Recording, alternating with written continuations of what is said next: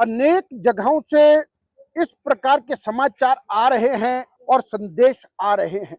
Connectivity है नहीं, mobile phone पे बात नहीं हो रही है और अनेकों जगह पर राशन की भी कमी है, कहीं गैस की कमी है, कहीं दवाई की कमी है। और मुझे लगता है कि ऐसे समय में जो प्रशासन की ओर से प्रयास हैं वे नाकाफी हैं और इसीलिए मैंने कहा कि ऐसे समय में आम जनमानस को, सामाजिक संस्थाओं को और हम सबको मिल करके उसमें सहयोग करने की दिशा में आगे बढ़ना चाहिए। और हमने अभी भारतीय जनता पार्टी के हमारे जिला अध्यक्ष जी साथ में हैं और हमने ये कहा है कि कम से कम कुल्लू जिला के चारों विधानसभा क्षेत्र में कहां पर इस प्रकार की समस्या है उसकी सूची बना करके और ताकि प्रयास पूर्वक हम लोग भी वहां तक मदद पहुंचाने की कोशिश करेंगे। और मैं प्रशासन को ये कहूंगा कि वे अपनी मशीनरी को और चुस्त दुरुस्त करते हुए जहां पर इन जरूरी चीजों की, जो मनुष्य की मूलभूत आवश्यकता है, इनकी पूर्ति की आवश्यकता है तो तुरंत वहां तक पहुंचाने की कोशिश करें। लेकिन मैं साथ में यह भी कहूंगा कि सरकार और एडमिनिस्ट्रेशन को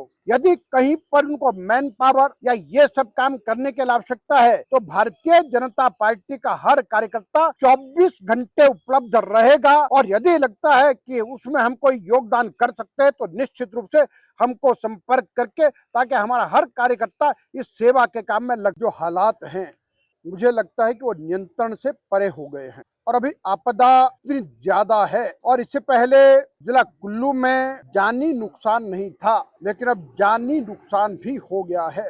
और मैं अपनी ओर से और सभी की ओर से महादेव जी और समस्त 18 कलरूप देवी देवताओं से प्रार्थना करता हूं कि यदि मनुष्य की कोई कमी है तो उसको क्षमा करते हुए इस भयंकर प्राकृतिक आपदा से सबको मुक्त करे। और बहुत ही दुखदायी घटना हुई है कि परसों ढालपुर में एक महिला लता जी जो घर की दीवार ढहने के कारण से मृत्यु का ग्रास बनी है। और दूसरा, कल रात्रि को इन्नर अखाड़ा बाजार में ब्यासर के रहने वाले नरेंद्र ठाकुर लगभग 36 वर्ष के, जो आईटीबीपी से एनआरडीएफ का एनडीआरएफ में काम करते थे और उनके साथ एक कश्मीर के कुपवाड़ा का 17 वर्षीय नौजवान भूस्खलन के कारण से दब गए हैं। और ये घटना दिल को दुखाने वाली है। और इसी प्रकार की घटना आउटर साइड में भी हुई है जहां 2 महिलाओं की दुखद मृत्यु हुई है। मैं इन सभी मृत आत्माओं को ईश्वर से प्रार्थना करता हूं कि उनकी आत्मा को सद्गति प्रदान करे और इनके परिजनों को इस असहनीय दुख को सहन करने की शक्ति प्रदान करे। और ऐसे समय में इस आपदा से निपटने के लिए मैं सभी से आग्रह करता हूं कि बढ़ चढ़ करके जहां जिसको हमारी जितनी आवश्यकता है उतनी मदद करने की कोशिश करें।